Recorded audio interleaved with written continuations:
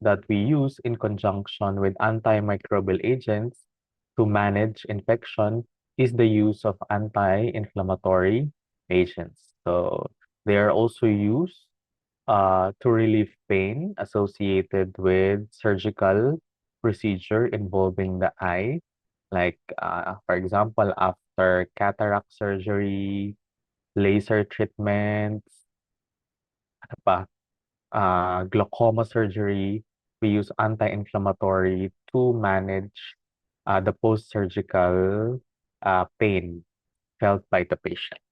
Okay, so there are three different groups of anti-inflammatory agents. The first one would be NSAIDs. So NSAIDs are also known as the non-steroidal anti-inflammatory drug. Non-steroidal anti-inflammatory drugs. So the NSAIDs are mm, very common. So they are usually used for mild to moderate types of pain. Okay. We also have antihistamines. So the antihistamines are used also in conjunction with other drugs to manage uh like diseases, like for example redness, okay, that could be triggered by allergic reaction. And of course, we have the corticosteroids, particularly the glucocorticoids. So the glucocorticoids are very useful, okay, in many clinical uses. But most importantly, they are the most effective in managing inflammatory conditions. So sila talaga yung standard treatment for inflammatory conditions. Okay? So what's inflammation, mga doc? Inflammation is a normal physiologic process that occurs in the body. So this is when our own body produces chemicals. Okay.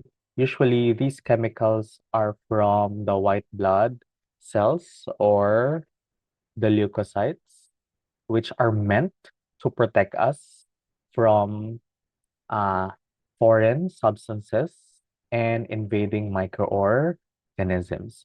However, when these white blood cells release some of the chemicals, okay, these chemicals could mediate inflammatory responses. So, in short, inflammation is our way of signaling that there is something wrong inside the body. Okay? So, aside from inflammation, one also common symptom of something like infection is fever. So, inflammation also occurs sometimes with fever. So that's our body's own way of telling us that there's something wrong. So if there is localized inflammation, ibig sabihin, there is a local injury in which the inflammation occurred. So what are the different mediators of inflammatory responses? So generally, we can classify them, okay, based on the enzyme that we use to synthesize them. But all of them, mga doc, are derived from the precursor called arachidonic acid. So arachidonic acid uh, is derived from our phospholipids in the cell membrane. Okay, so yung mga phospholipids po natin in the cell membrane through the enzyme phospholipase A2, okay, forms arachidonic acid. And arachidonic acid has two pathways. Dalawa daw po yung pathway ni arachidonic acid. The first pathway is cyclooxygenase. Oxygenase. or what we call COX. And the other one is lipo-oxygenase or LOX. These two pathways produce different inflammatory mediators. Okay? Under the cyclooxygenases, okay, dalawa yung kanyang isozyme, COX-1 and COX-2. So we'll differentiate them later. Okay, under COX, so arachidonic acid through the enzyme COX produces the group of inflammatory mediators called prostaglandins. So ang tawag doon mga prostaglandins. On the other hand, if we talk about the LOX pathway or the lipo-oxygenase, we can collectively call the inflammatory mediators as leukotrienes. Leukotrienes. Okay, so saan papasok dito yung mga anti-inflammatory agents natin? Okay, let's talk about first the NSAIDs. Okay, how does the NSAID, para mamaya mabilis na lang tayo, how does NSAID work? Okay, they usually block the enzyme cyclooxygenase. So blocking the enzyme cyclooxygenase will reduce the formation of the inflammatory mediator called prostaglandin. So if there is low levels of prostaglandin, that would reduce the pain felt by the patient. So that's how NSAIDs work inside the body. They usually inhibit the enzyme cyclooxygenase. Okay? How about if we administer the more efficacious anti-inflammatory drugs? Okay, these are the glucocorticoids, yung mga steroids natin. Saan naman sila nag-act? They are more efficacious because they entirely prevent the formation of arachidonic acid. So when we take NSAIDs, there could be some residual pain that we still feel. Kasi the body has still arachidonic acid, and there are some residual COX enzyme that could still synthesize prostaglandins. That's why it can only be used for mild to moderate types of pain, okay, and including inflammation. But for severe inflammation, the gold standard is the use of the glucocorticoids because they block the enzyme phospholipase A2. So blocking phospholipase A2 blocks the synthesis of arachidonic acid. So if there is no arachidonic acid, there would be no two pathways, okay, to synthesize the inflammatory mediators. Okay, so that's how the drugs, okay, the anti-inflammatory drugs work based on their mechanism of action. Okay, sige po. Let's proceed with the inflammatory mediators produced by arachidonic acid one by one. So ang tawag sa kanila mga doc ay eicosanoids. So eicosanoids are the products of arachidonic acid pathway. Okay? Again, I told you we can classify them as prostaglandins and the leukotrienes. So sino-sino po ba yung mga popular or common prostaglandins which are very relevant in our practice? First is PGE1. Okay, so PGE1 is the gastroprotectant. Okay, so mga doc, not all prostaglandins produced by the body are bad prostaglandins. There are good prostaglandins. Okay, sir, paano namin malalaman kung good siya or bad? Okay, it depends on the isozyme of the cyclooxygenase. So, pag COX-1, ang pinoproduce niyang prostaglandin ay yung mga good prostaglandins. So, these prostaglandins play very important physiologic roles inside the body. While COX-2, ito yung mga bad prostaglandins. These are the ones causing pain, inflammation, fever, redness. Okay? So, doon sila nagkakaiba. Okay po? So, si PGE1, okay, this is an example of a good prostaglandin. Sir, bakit siya good? Kasi imaginein mo, ano yung nasa tiyan mo? What's inside your stomach? You have your own hydrochloric acid. Tama? Pwede mo bang hawakan yung hydrochloric acid gamit yung bare hands mo? If nag-biochem na kayo, 'di ba? You always wear your gloves when you touch. So, syempre, hindi mo naman pwedeng hawakan din yung hydrochloric. It's too uh, corrosive. Okay? So, our body, the lining of the stomach is protected, okay, by a mucus. Okay? And that mucus is produced by the good prostaglandin that we have, which is PGE1. Kaya napakahalaga ng mga good prostaglandin sa atin. Okay? So, this is an example of a good prostaglandin. Next, PGE2. So, ano naman si PGE2? This is a natural vasodilator inside the body.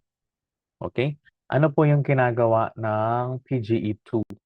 So, pag po fetal development, so pag buntis yung mommy, yung fetus po, okay, naka-open po yung tinatawag nating ductus arteriosus dahil kay PGE2. So the ductus arteriosus during fetal development uh, is open because of the vasodilator PGE2. What's ductus arteriosus? So ductus arteriosus is a blood vessel that connects the aorta, okay, and the pulmonary artery. Okay? The aorta and pulmonary artery. Okay? So pag pinanganak po yung fetus, yung baby, hindi na pala fetus. Pag pinanganak yung baby, mga doc, nagko-close yan. Si ductus arteriosus. Okay? Kasi bumababa na yung level ng PGE2. Okay? Pero what if siya ay naka-open pa din? Okay? During after delivery, after birth, naka-open pa rin yung ductus arteriosus. So, can we close it? Yes, we can close it by, okay, inhibiting the formation of PGE2. So, sino yung pwede nating ibigay para ma-inhibit siya? Of course, NSAIDs. 'Di ba? Sabi natin, anong ginagawa ng NSAIDs? NSAIDs block COX. So, without COX, there is no prostaglandin. Okay? O, tignan mo ngayon. Okay, beneficial yung NSAIDs to close the ductus arteriosus. Right? Okay? How about pag inabuso mo yung NSAID? Let's recall PGE1. Ano nga ginagawa ni NSAID? It blocks COX. So can NSAIDs also deplete PGE1 inside the body? Can you help me in the chat box? Could it also deplete PGE1? So kung sa baby, kaya niyang pababain si PGE2 para mag-close yung ductus arteriosus. Si PGE1 ba in adults or in like any human? Yes. Okay? So, ibig sabihin, pwedeng mawala yung lining, yung protective lining sa stomach mo. That's why what is the most common side effect of NSAIDs? The most common side effect would be GI irritation, which can lead to, okay, ulcers. Yan. NSAIDs are notoriously causing peptic ulcer disease, particularly if given for a long period of time, because it could also reduce the levels of PGE1, which serves as the gastroprotectant against hydrochloric acid. So isipin mo kung walang PGE1, the hydrochloric acid can erode your stomach. Eroding the stomach can lead to ulcers, 'di ba? So isipin mo parang yung lining ng stomach mo nawala yung gloves niya. Yung gloves yun yung mucus eh. So dahil nawala na yung gloves, yung hydrochloric acid, kaya niya ng butasin, tunawin yung surface. Okay? Next, ito pa. PGF2 alpha. So, ano pong meron sa PGF2 alpha? It has varied uh, function depending on its location. Previously, sa anti-glaucoma agents, anong function ng PGF2 alpha? It could reduce the intraocular pressure. That's how latanoprost, di ba? Latanoprost works. Okay? It mimics the effect of PGF2 alpha, enhancing the uveoscleral outflow of the aqueous humor. Okay, therefore reducing the intraocular pressure. Okay? Pero sa mata, it's beneficial, right? But in other parts of the body, okay, it could also cause pain. So, ano po yung kinukos niya? Number one, okay, it would release large amount. It is usually released in large amount, okay, during menstruation. So this is the one, so pag dinadatnan yung mga babae, this is the one that causes dysmenorrhea.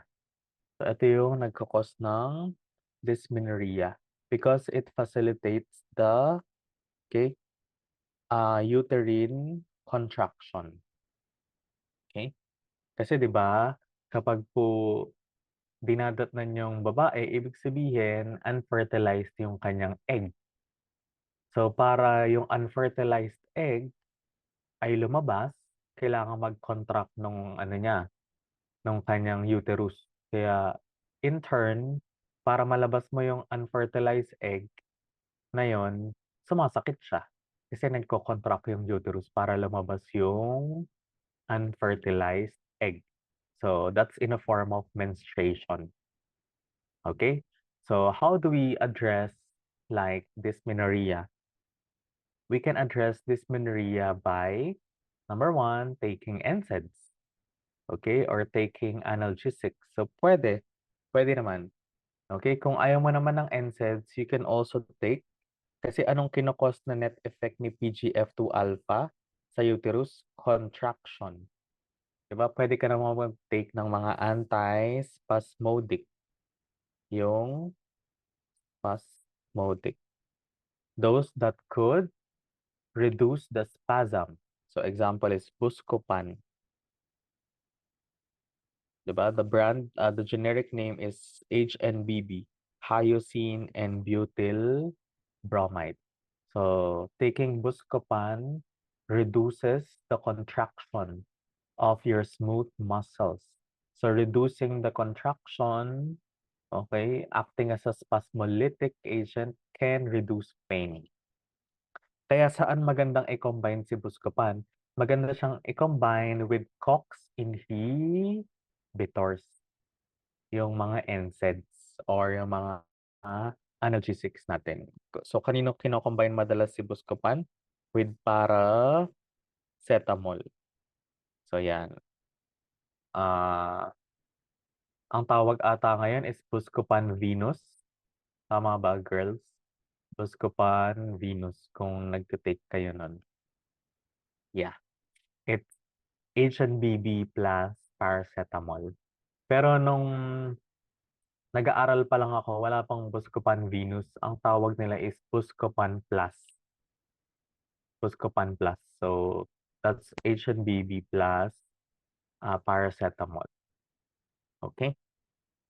So, that's it. So, it's beneficial during dysmenorrhea to take either or both NSAIDs or antispasmodic drugs. Okay? Last prostaglandins would be thromboxanes. So, anong meron sa thromboxanes? Thromboxanes facilitates what we call platelet aggregation.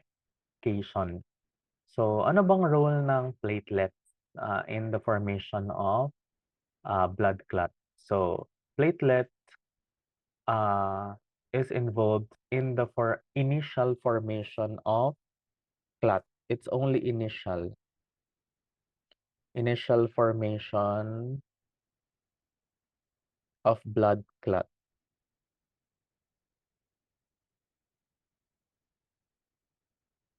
Okay? So, tandaan nyo, pag yung blood clot mo, kunwari ngayon, tiniris mo yung pimple mo. Kunwari, tiniris mo, dumugo. Okay? Tapos, pag once na nawala yung pagdudugo, that's because of the platelets. Okay? Pero kung mapapansin mo, pag naghilamos ka, 'di ba? Naghilamos ka ulit after like within an hour or 30 minutes, ganyan. Mapapansin mo, dudugo ulit siya. Because the clot is water soluble. Kasi it's only uh, formed by the platelet. Okay? Because after mga few hours, mga 3 to 4 hours, doon pa lang nagpo-produce yung katawan natin ng permanent clot. So, pag po platelet clot, it's water soluble, still water soluble. So, pag may sugat ka, kailangan mo siyang i-close for a certain period of time. Huwag mo siyang babasain muna. So, basain mo siya kung nasugat ka dahil sa, kunwari, maduming bagay, hugasan mo muna siya and then you close it. And then you will open it and then clean it after few hours. Kasi doon pa lang magkakaroon ng permanent clot yung katawan mo. Okay? So, ang tawag doon ay platelet fibrin. Platelet fibrin clot. So, this is the permanent clot. That's the permanent clot. Okay? Involved na dyan yung mga clotting factors. So, in short, anong kahalagahan ni thromboxanes? Thromboxanes are, okay, very important to produce the initial clot and prevent too much bleeding. Okay, that's the role of the thromboxanes. TXA or sorry, may H. Thromboxanes. Okay, so yan si TXA2, thromboxanes. Okay, sige. Can NSAIDs block thromboxanes?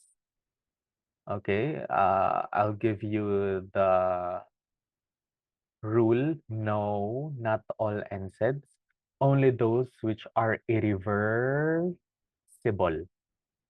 Okay, only those which are irreversible COX inhibitors could block thromboxanes. Okay, formation. So later malalaman nyo kung sino ba yung reversible. Next, we have leukotrienes. So si leukotriene, this is from a different pathway. This is from LOX or lipooxygenase. So we have several products of lipooxygenase pathway. We have leukotrienes C4 and D4, which are mediators of bronchoconstriction. Okay? When you have asthma, one of the pathology involved in asthma, mga doc, is the formation of leukotrienes. That's why we have anti-asthma drugs that could inhibit leukotriene. And which anti-asthma drug is that? They're ending in Lucas. Baka familiar kayo sa kanila. Okay, which one's the most popular? Monte, Lucas, Zafir, Lucas. So sila yun. These Lucas, okay, block the receptor of leukotriene. Okay, blocking the receptor for leukotrienes will prevent leukotriene from causing bronchoconstriction. Okay, SRSA is slow reacting substance of anaphylaxis. SRSA, slow reacting substance of anaphylaxis. Ayan. And of course, we have leukotriene B4. Ano naman si leukotriene B4? This is a chemotactic factor. So, anong ibig sabihin ng chemotaxis? It attracts other inflammatory mediators to cause inflammation. Parang siya yung barker na nagtatawag na, uy, may injury dito. Mga doc, punta kayo dito, may injury. Ayan, eh di ba ang gagawin ng white blood cell natin pag may injury, maglalabas siya ng mga chemicals. And these chemicals will further cause inflammation. Okay, so that's called chemotaxis. Attraction of other chemicals to go to the site of injury, causing further inflammation. So these are the important eicosanoids, which are involved in different pathologic processes inside the body. Let's now proceed with, okay, the group of NSAIDs. So, pag sinabing NSAIDs, all NSAIDs are, okay, weak organic acids. All NSAIDs are weak organic acids. Okay? So, lahat daw po ay weak organic acids except, sinong except? Nabumetone. Okay? Nasaan si nabumetone dyan? Nandyan ba siya? Ayun, nasa dulo. Okay? Ano ba si nabumetone? Nabumetone is not acidic, it's a ketone prodrug, which is converted to its acid active drug. Okay? So, paano magiging true statements yung all NSAIDs are weak organic acids? You have to put the term active. Diba? All active NSAIDs are weak organic acids. Doon pa lang siya magiging true statement. So, bakit po mali yung all NSAIDs are weak organic acids? Kasi may isang prodrug na hindi naman acidic. Okay, which is nabumetone. Nagiging acidic lang siya after metabolism. So, after it becomes active. Okay? So, these are the group of the NSAIDs. So, I'll tell you now, pag sinabi nating mga salicylates, these are non-selective COX inhibitor. Non-selective. Okay? But aside from being non-selective, mga doc, they are also irreversible. Ayun, lumabas na yung word na irreversible. Ano nga po yung, okay, irreversible COX? Anong effect nun sa ating katawan? You can also inhibit, okay, thromboxanes. Correct. Galing, oh. Salamat, Doc. Ayan. Kakatawa yung salamat, Doc. Parang yung palabas dati, no? Mayroon pa bang salamat, Doc, ngayon? Ayan. Thank you po, Doc. Ayan. Thromboxanes. So, guys, mga Doc, question. Aspirin. Can aspirin cause bleeding? Pwede bang mag-cause ng bleeding si aspirin? Yes or no? Can you help me in the chat box? So, tingin nyo, pwede bang mag-cause ng yes or no? Ng bleeding si aspirin? Yes, it could cause bleeding because aspirin is an antiplatelet drug also. So again, if you have like a condition that makes you prone to bleeding, you have to avoid aspirin.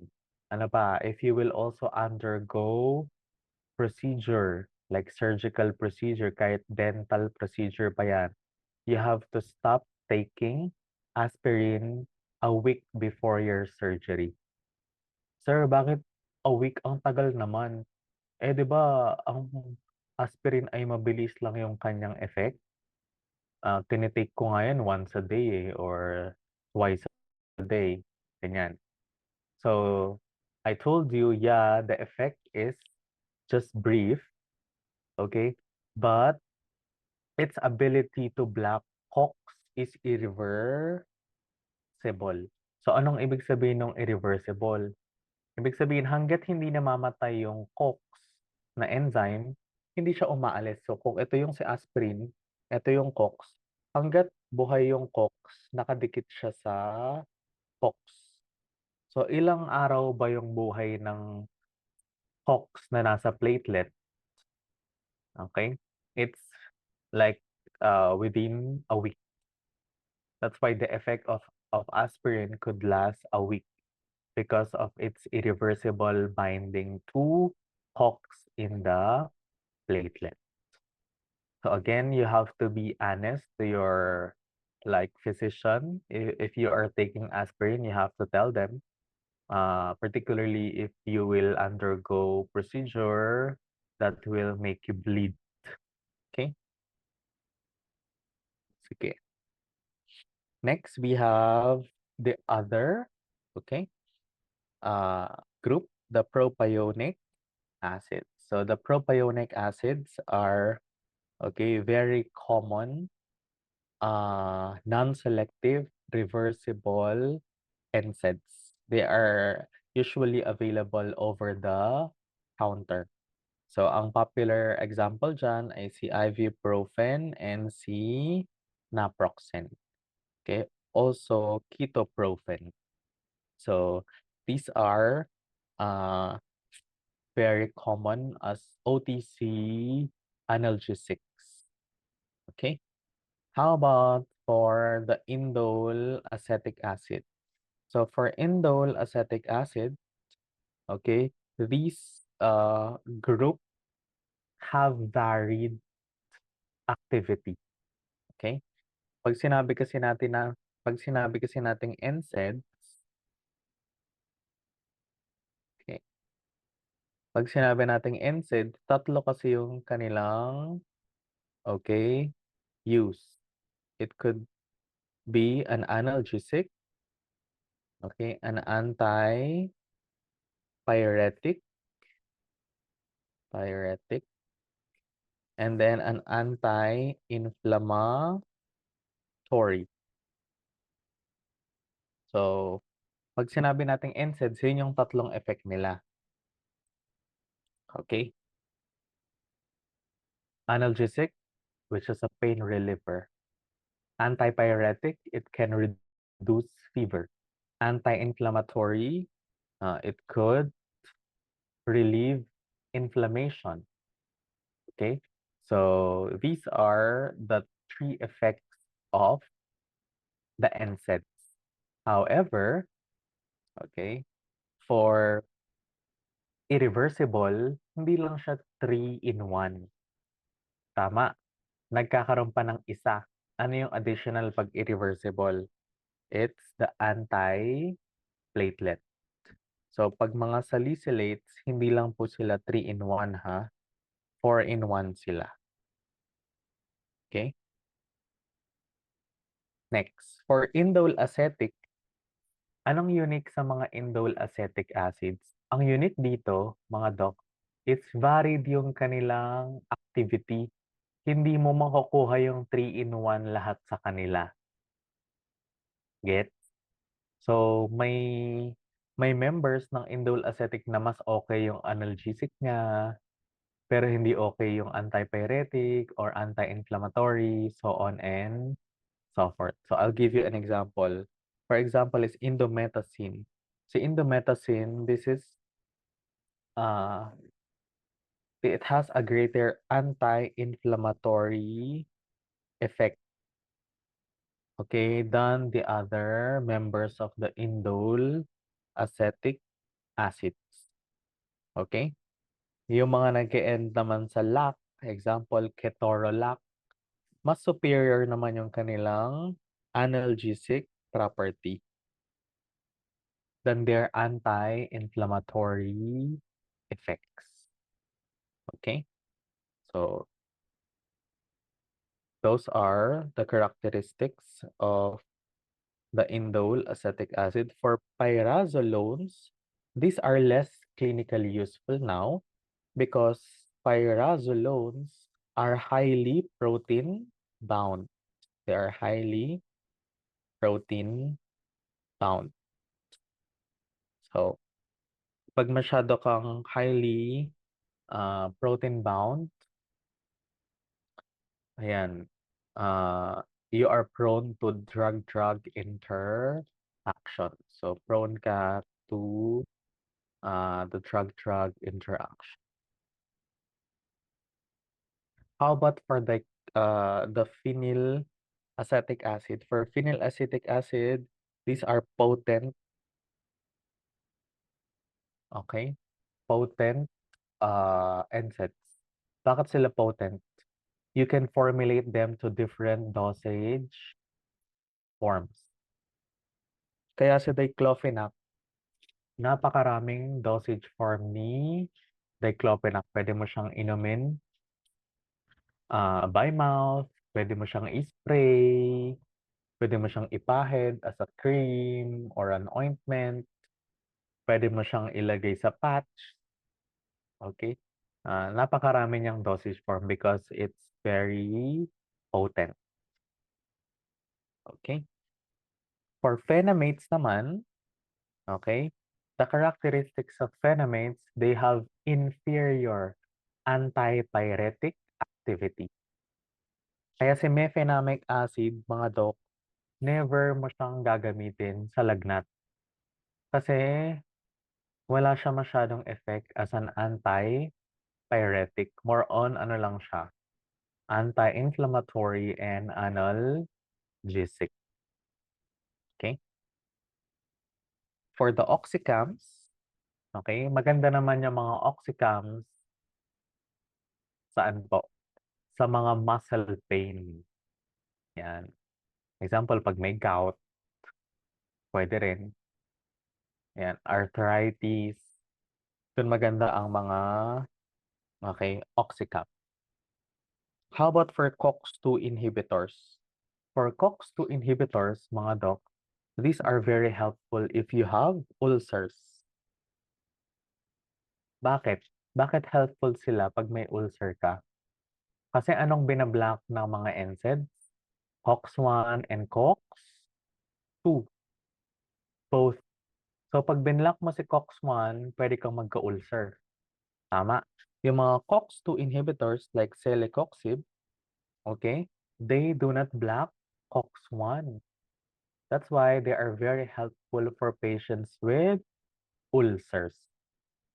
Okay, mas maganda sila sa mga pasyenteng may ulcers. Okay po. So, nabanggit ko na po yung iba dito, mga doc. So, pag sinabi nating irreversible, so na yun? Okay, na non-selective, we have the aspirin. And then you add another effect, which is anti-platelet. Anti-platelet. For the reversible, non-selective, we have many examples. Sila na yun lahat, except yung mga COX-2 inhibitors. Okay, so like ibuprofen, naproxen. I told you indomethacin has greater anti-inflammatory effect, and also ketorolac has great analgesic activity. Okay, for COX-2 inhibitors, anong advantage niyan? Okay, for those patients with peptic ulcer disease. Okay, because there is a reduced risk of developing ulcers when you take COX-2 inhibitors. Okay? So, mga doc, kapag po COX-2, hindi po lahat advantageous because some COX-2 inhibitors naman can increase the risk of stroke or myocardial infarction. Okay? Like for example, rofecoxib. Rofecoxib was withdrawn from the market because, okay, some patients who took rofecoxib, okay, had stroke or myocardial infarction. So again, the preference for the use of NSAIDs depends on the patient's condition. Talagang depende sa patient condition. So kung may sakit ka naman sa puso, dapat iwasan mo din yung mga COX-2 inhibitors. Pag may ulcer ka naman, yung mga non-selective. Pag may bleeding disorder ka, yung mga irreversible. So this is the mechanism of action of the NSAIDs. Nabanggit ko na po kanina yan. They block the enzyme cyclooxygenase. For glucocorticoids, they block phospholipase A2. Sino naman yung pwedeng mag-block sa enzyme na lipooxygenase? That drug is called Zileuton. Zileuton. Okay? So that's an example of a drug that blocks the enzyme lipooxygenase. Montelukast does not block the enzyme. It blocks the receptor for leukotrienes. That's a different mechanism. I told you, mga doc, COX has two isozyme, COX-1 and COX-2. Can you help me nga? Sino yung good COX natin? COX-1 or COX-2? Help me in the chat box. COX-1. Okay, this is constitutive. Anong ibig sabihin ng constitutive? It's usually present, okay, or expressed in non-inflammatory cells, okay, which is used as housekeeping or maintenance. It is ubiquitous, okay, to non-inflammatory cells. How about for COX-2? This is inducible. Anong ibig sabihin ng inducible? Dumadami lang siya if there is injury. Injury. Okay? So this is expressed in inflammatory cells. Inflammatory cells. So these are the effects brought about by COX-1. So pag COX-1, yan, mga good effects. Platelet aggregation, ano, okay, anti-clotting, mucoprotectant, okay, vasodilator, and it could also promote normal water and sodium excretion. But for COX-2, it's the one causing inflammation, redness, swelling, and pain. Okay, so that's the difference between the COX-1 and COX-2. So, side effects naman tayo ng mga NSAIDs. Okay, NSAIDs, okay, some of them can cause tinnitus and dizziness. This is very, very common for the salicylates, especially aspirin. So, aspirin causes ringing of the ears. Ano po yung ringing of the ear? Tinnitus. Tinnitus, ringing of the ears. So, at high doses, aspirin could trigger tinnitus. Okay, all NSAIDs could cause fluid retention and edema. So, all NSAIDs po can cause fluid retention and edema. That's why some patients who are hypertensive should use NSAIDs with caution because NSAIDs could antagonize antihypertensive agents. So again, NSAIDs could increase your blood pressure because of fluid retention and edema. So this could be bad for patients with hypertension. Kaya be wary if you are hypertensive and taking NSAIDs. You know this already, mga doc, peptic ulcer, okay, disease, and GI bleeding at first.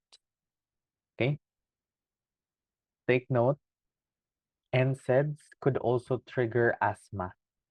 So, tatandaan niyo po yan.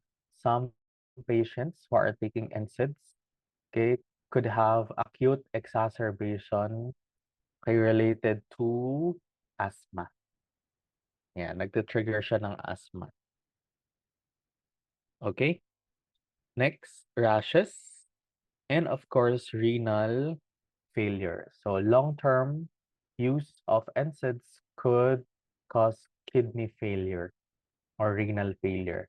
Why? Because NSAIDs are exclusively eliminated in the kidneys. They are exclusively eliminated from the kidneys. So the organ of elimination is the kidney. That's why long-term treatment could cause nephrotoxicity in the renal system. Okay? For the other side effects, we have phenylbutazone, which can cause aplastic anemia or agranulocytosis, kaya hindi na siya masyadong ginagamit clinically. For ketorolac, it should be restricted only to 3 days. That's why ketorolac is usually used in the hospitals only. Okay, we don't use ketorolac for outpatient administration. Okay, so this is usually exclusive in institutionalized settings like hospitals. For indomethacin, it may cause serious hematologic reactions. Okay, what could be the advantages or disadvantage of COX-2 inhibitors? Nabanggit ko na po yung advantage. Anong advantage? Less ang GI side effects because it does not cause ulcer and it does not cause GI bleeding. However, ang kanyang disadvantage is, okay, the COX-2 inhibitors lack cardioprotective property. Okay, so it lacks cardioprotective. That's why the adverse effects associated with COX-2 inhibitors would be increased risk of stroke or thromboembolic events. So this is also not recommended for renal dysfunction.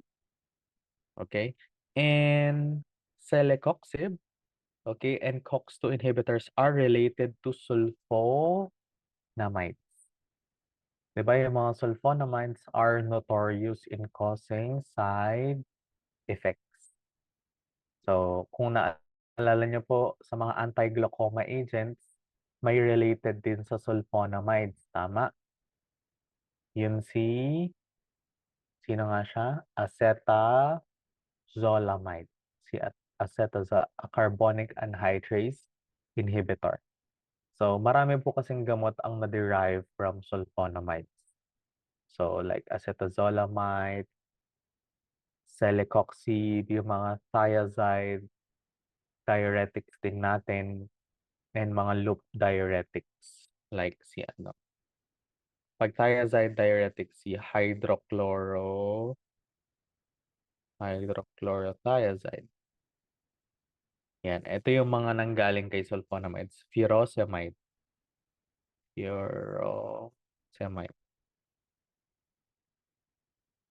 Okay. These are also derived from sulfonamides or sulfa drugs. So they have the same side effects.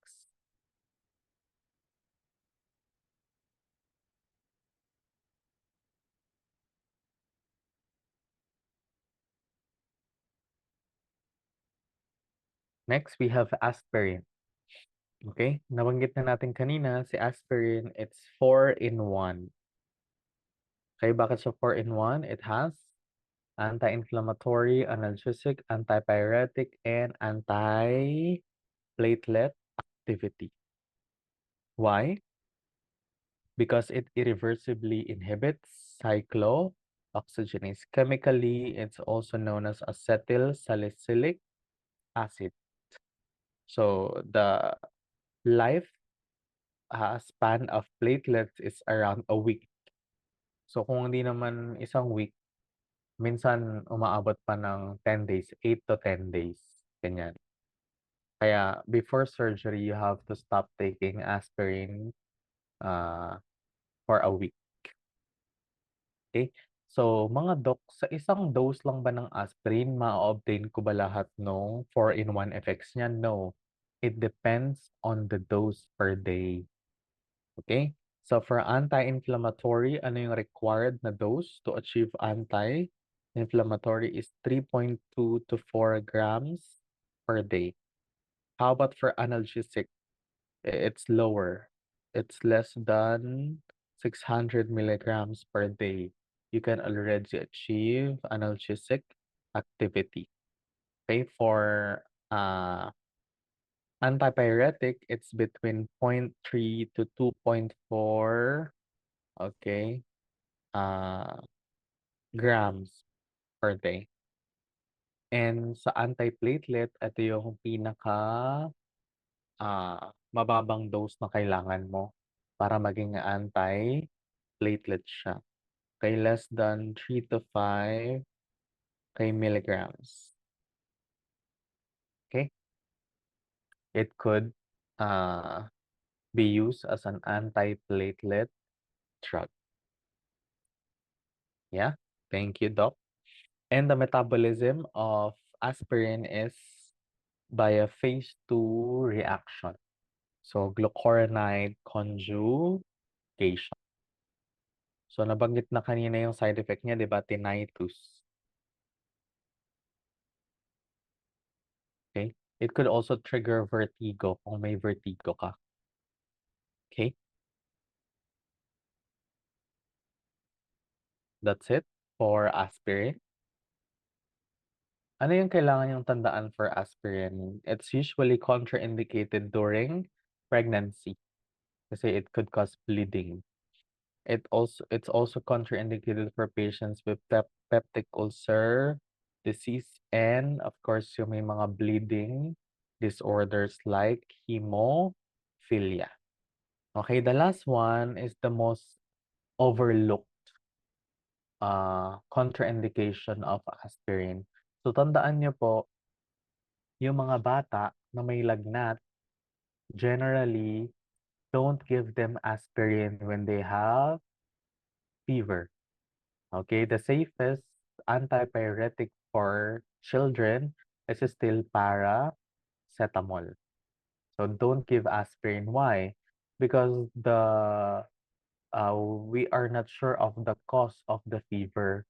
The fever might be caused by viral infection, like example, influenza, okay, virus, or example, varicella, yung chickenpox, vari, okay?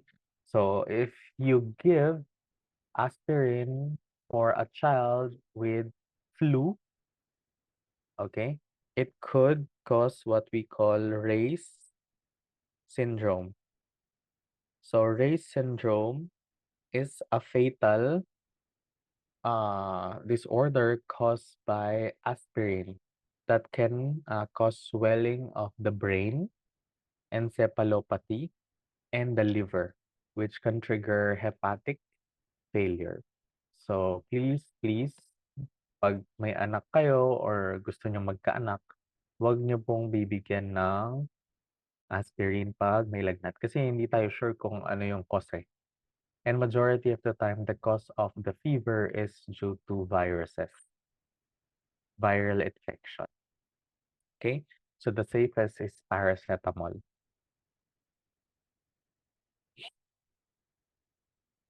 Okay po? Next, acetaminophen or paracetamol. So unlike yung mga NSAIDs, it's 3 in 1, tama? Si paracetamol, it's only 2 in 1. Ano yung 2 in 1? Okay? Analgesic, antipyretic. Wala siyang anti-inflammatory. Mas lalong wala siyang anti-platelet because it's not an irreversible inhibitor of COX. And it's very safe to pregnant women. Okay, and the maximum dose per day is 4 grams. So this it means it has a very wide therapeutic index. It's safe. Side effects. Anong important side effect ni acetaminophen? Pag sumobra ka ng more than 4 grams per day, okay, your body could be overwhelmed by the high amount of paracetamol or acetaminophen. So, pag na-overwhelm yung katawan mo, okay, ma-overwhelm yung tinatawag nating glutathione. Okay, so si glutathione, particularly the enzyme glutathione peroxidase, will be overwhelmed. Ano bang role ni glutathione peroxidase? Okay, it neutralizes the toxic form of paracetamol, which is NAPKI. Nabanggit ko na po yan, di ba, sa inyo, N-acetyl parabenzoquinone imine. Okay, pero pag sumobra ka ng paracetamol, nauubos si glutathione peroxidase. So, pag naubos siya, dadami si NAPKI. So, pag dumami siya, that would cause hepatic necrosis. Masisira yung liver mo. Okay? So, pag lumaklak ka ng isang banig, hindi ka po mamamatay agad dyan, kapatid. Mahihirapan ka lang. Okay? Huwag mong gagawin yan. Mm-mm. Kung gusto mo, turuan na lang kita, i-message mo lang ako. Hindi, joke lang. Ayan. Joke lang po, joke lang. Okay? Oo. Dapat, hindi ka mahirapan, hindi ka papangit sa gagawin mo. Okay? Pag ginawa mo yan, papangit ka. Dapat, ano ka lang, maganda ka. Okay? So, what's the antidote, mga doc, for acetaminophen overdose? It's N-acetylcysteine. Okay, so it contains sulfhydryl groups that could replace glutathione peroxidase. So the N-acetylcysteine will increase glutathione peroxidase. Okay, last two slides before we have our assessment for anti-glaucoma. Okay, here are some of the FDA-approved NSAIDs for topical ocular uses. So I just listed them here so you can like take note of them. Example is florbipropen. So this is used to counter unwanted meiosis during cataract surgery. For ketorolac, it's used for allergic conjunctivitis. And then for diclofenac, for post-operative inflammation. Okay? Si ketorolac tsaka si diclofenac, they have like other clinical application. They could also treat cystoid macular edema, okay, after cataract surgery, okay? Ginagamit din sila for post-operative inflammation associated with corneal refractive surgery to reduce post-operative inflammation. Okay, so those are the other uses of ketorolac and diclofenac. Yeah. Sabi ko sa inyo, di ba, si diclofenac, marami siyang dosage form. Isa yan sa pinakamaraming dosage form na NSAIDs. Next is bromfenac and nefafenac. They are indicated naman for post-operative pain and inflammation after cataract surgery. Okay. How about the side effects when given topically? So topically, they are associated with corneal melts and perforation, especially in older age. Okay. Lalong-lalo na yung mga elderly because the elderly patients usually are having dry eye syndrome. Okay, so we have to be worried when uh, we use NSAIDs, topical NSAIDs for this group of patients. Okay, so we'll pause for a while to have your assessment. Do you have any questions so far, mga doc? May question ba?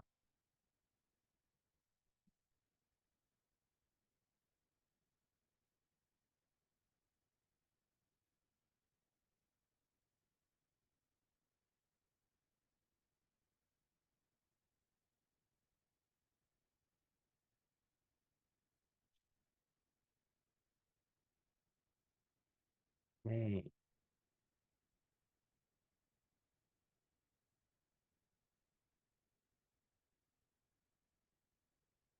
Okay, I already shared the link. So good luck po and see you later.